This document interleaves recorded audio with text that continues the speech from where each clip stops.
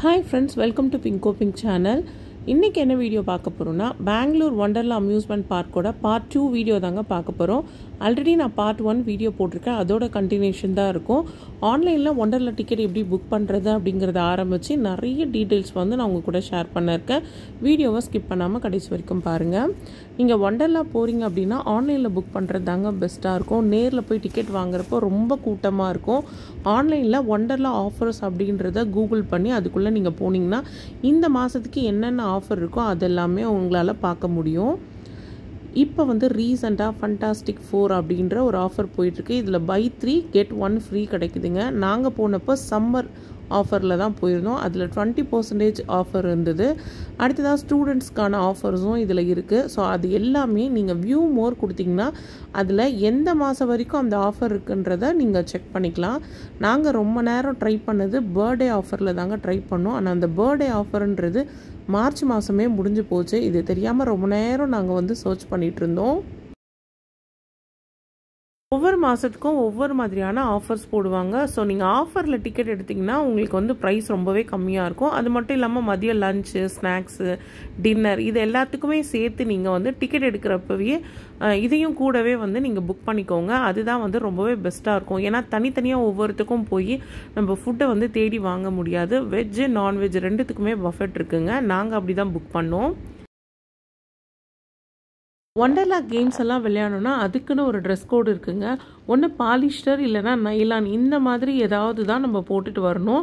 ஒன்று நீங்கள் வீட்டிலேருந்தே இதை போட்டுட்டு வந்துடலாம். அப்படி நீங்கள் போட்டு வரலன்னா வர வழிகளே நிறைய கடைகள் இருக்குங்க. டிஷர்ட் அண்ட் பேண்ட்டுன்னு செட்டாகவே விற்கிறாங்க. ஸோ நீங்கள் அதையும் வாங்கி யூஸ் பண்ணிக்கலாம். முக்கியமாக வாட்டர் பூலில் வந்து சுடிதார், சாரீ, அதுக்கப்புறம் இந்த ஸ்கூல் யூனிஃபார்ம்ஸ், ட்ராக் பேண்ட் இதெல்லாம் அலோவ் பண்ணுறதே கிடையாது. ஒன்று இந்த நைலான், அதுக்கப்புறம் இந்த பாலிஸ்டர் இது ரெண்டு தான் வந்து அலோவ் பண்ணுறாங்க. ஸோ மறக்காமல் நீங்கள் வந்து ஒன்று அதை எடுத்துகிட்டு போயிடுங்க, இல்லைன்னா வாங்கிக்கோங்க. அடுத்ததான் லாக்கர் ரூம்ஸும் உங்களுக்கு அவைலபிளாக இருக்குது. ஸோ உங்களோட திங்ஸ் எல்லாமே நீங்கள் அதில் சேஃபாக வந்து வச்சுக்கலாம். ஸோ அதுக்கு வந்து பார்த்திங்கன்னா செப்பரேட்டாக ஒரு வாட்ச் கொடுத்துருவாங்க. ஸோ வாட்ச் தான் உங்களுக்கு அது லாக்கர் மாதிரி அங்கே செயல்படும். அடுத்ததான் இந்த கிட்ஸ் விளையாடக்கூடிய இடங்கள்லாம் கூட்டமே அதிகமாக இல்லை. பெரியவங்க விளையாடுற இடத்துல தாங்க கூட்டம் அதிகமாக இருந்தது. அதனால் கிட்ஸை நீங்கள் விளையாட கூட்டு வரீங்க அப்படின்னா அவங்களுக்குன்னு தனியாக இந்த ஃபாஸ்ட் ட்ராக் டிக்கெட்லாம் நீங்கள் எடுக்காதீங்க. டிக்கெட்லேயே 2 டிக்கெட் இருக்குது. நார்மல் டிக்கெட், அதுக்கப்புறம் ஃபாஸ்ட் ட்ராக் டிக்கெட். ஸோ இந்த ஃபாஸ்ட் ட்ராக் டிக்கெட் இருந்ததுன்னா ஃபஸ்ட்டு அவங்கள தான் வந்து உள்ளே வந்து உட்கார வைப்பாங்க. அடுத்து தான் நார்மல் டிக்கெட் எடுத்தவங்கள உட்கார வைப்பாங்க. ஃபஸ்ட்டு ஒரு 5 பேர் தான் வந்து அந்த ஃபாஸ்ட் ட்ராக் டிக்கெட்டு, அதுக்கப்புறம் நார்மல் டிக்கெட்டை வந்து உட்கார வைப்பாங்க. என்னை பொறுத்த வரைக்கும் நார்மல் டிக்கெட்டே பெஸ்ட்டு தான். இந்த ஃபாஸ்ட் ட்ராக் டிக்கெட் வந்து நார்மல் டிக்கெட்டை விட ஒரு 300 400 அதிகமாக தான் இருக்குது. ஸோ அது தேவையே இல்லாத ஒன்று. கூட்டம் வந்து சின்ன பசங்களதில் அதிகமாக இல்லை. ஸோ அவங்க எல்லாமே நார்மல் டிக்கெட்ஸ் எடுத்துக்கலாம்.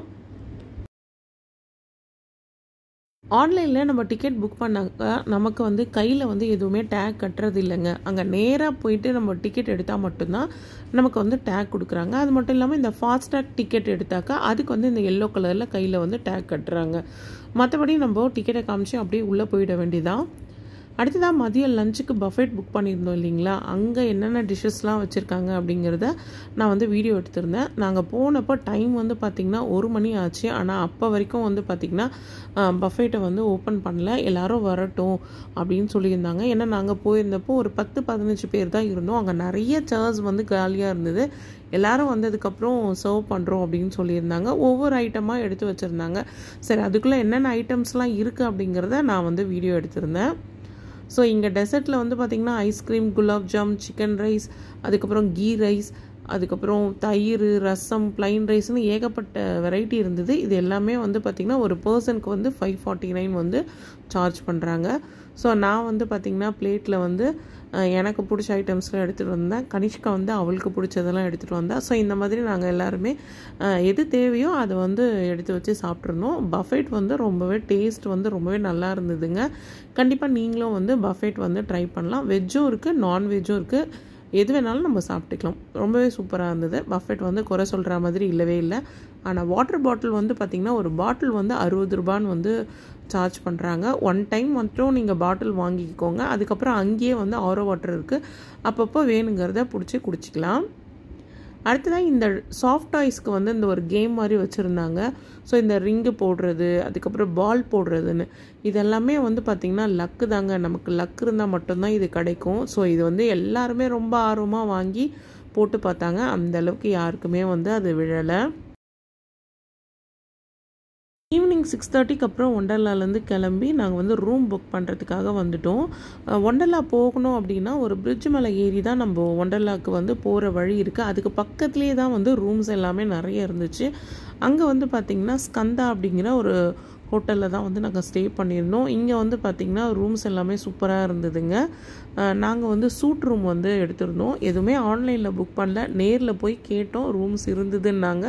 உடனே அங்கே வந்து நாங்கள் போயிட்டோம். இதுக்கு பக்கத்துலேயும் வந்து பார்த்திங்கன்னா ரூம்ஸ் ஒரு ஹோட்டல் இருந்தது, அங்கேயும் ரூம்ஸ் இருந்தது. நாங்கள் எடுத்திருந்தது வந்து பார்த்திங்கன்னா 3000. மார்னிங் பிரேக்ஃபாஸ்ட்டும் வந்து ஃப்ரீயாக கொடுத்துருந்தாங்க. பக்கத்தில் வந்து பார்த்திங்கன்னா 1500 கூட வந்து பார்த்திங்கன்னா ரூம்ஸ் இருந்தது. நாங்கள் வந்து இந்த சூட் ரூமே வந்து புக் பண்ணிட்டோம். ரொம்ப நீட்டாக க்ளீனாக மெயின்டைன் பண்ணியிருந்தாங்க. மார்னிங் பிரேக்ஃபாஸ்ட்டும் வந்து பார்த்திங்கன்னா ரொம்பவே சூப்பராக இருந்ததுங்க.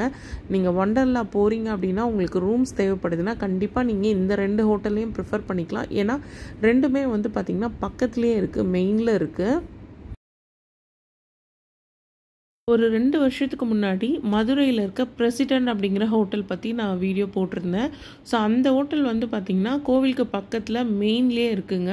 ஸோ அந்த ஹோட்டல் வந்து பார்த்திங்கன்னா ரொம்பவே சூப்பராக இருந்து. அதுக்கடுத்து இப்போது பெங்களூரில் இருக்க இந்த ஸ்கந்தா ஹோட்டல் வந்து ரொம்பவே சூப்பராக இருந்ததுங்க. ரொம்ப நீட் அண்ட் க்ளீனாக வந்து மெயின்டைன் பண்ணியிருந்தாங்க. எனக்கு ரொம்பவே பிடிச்சிருந்தது. ஸோ அதனால தான் உங்கள் கூடயும் நான் இதை வந்து ஷேர் பண்ணுறேன். ஸோ நீங்கள் ஒண்டர்லா போகிறீங்க அப்படின்னா கண்டிப்பாக இந்த ஹோட்டலை வந்து ப்ரிஃபர் பண்ணுங்கள். ரொம்பவே சூப்பராக இருந்தது. மார்னிங் பிரேக்ஃபாஸ்ட் வந்து பார்த்திங்கன்னா சுட சுட நல்ல பெரிய பெரிய இட்லி கொடுத்துருந்தாங்க. இந்த இட்லி வந்து நம்ம ஊர் இட்லி மாதிரி இல்லை, ரொம்பவே சாஃப்டாக இருந்ததுங்க. மார்னிங் பிரேக்ஃபாஸ்ட்னால் இட்லி, பூரி, தோசை அந்த மாதிரி இல்லாமல் இட்லி, தேங்காய் சட்னி, சாம்பார், அதுக்கப்புறம் ப்ரெட்டை வந்து டோஸ்ட் பண்ணி அது கூட கொஞ்சமாக பட்டர், அதுக்கப்புறம் ஒரு சின்ன பேக்கெட்டில் வந்து ஜாம் கொடுத்துருந்தாங்க. ஸோ மார்னிங் பிரேக்ஃபாஸ்ட் வந்து பார்த்திங்கன்னா ரொம்பவே அளவாக இருந்தது, ரொம்பவே சூப்பராக இருந்தது. இட்லி வந்து எல்லாருமே மார்னிங் வந்து லைக் பண்ணி சாப்பிட்ற ஒரு ஃபுட்டு தான். ஸோ அதை தெரிஞ்சுக்கிட்டு அதுக்கு தகுந்த மாதிரி வந்து பிரேக்ஃபாஸ்ட்டை வந்து சூப்பராக வந்து ரெடி பண்ணியிருந்தாங்க. எங்களுக்கு ப்ரெட்டும் பிடிச்சிருந்தது, இட்லியும் ரொம்பவே பிடிச்சிருந்ததுங்க. அதுக்கப்புறம் காஃபியும் வந்து கொடுத்துருந்தாங்க. ஸோ காஃபியும் குடித்தோம். ரொம்பவே சூப்பராக இருந்தது.